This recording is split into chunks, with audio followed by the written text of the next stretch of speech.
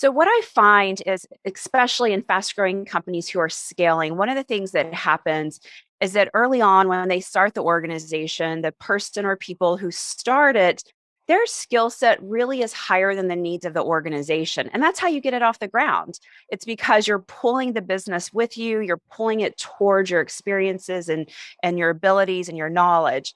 And then the business starts to take off. And when it starts to take off, everyone starts running around worrying about the marketing, fulfillment, service, and all the things that are important. But what we don't worry about very early on is how do we think about the team? How do we look at our current team and develop them to handle future business? And how do we think about hiring people who can handle our future business?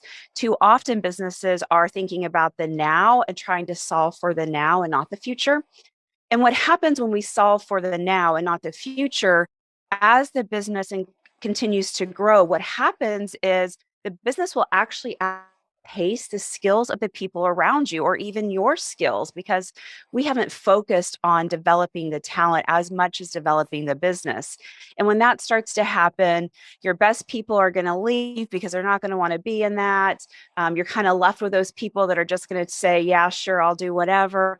And I call it the talent cliff. And too often, really fast growing companies, are solving for today instead of the future. And eventually their business kind of goes off the cliff with it because they don't have the right people and the right skill set to handle the business they created.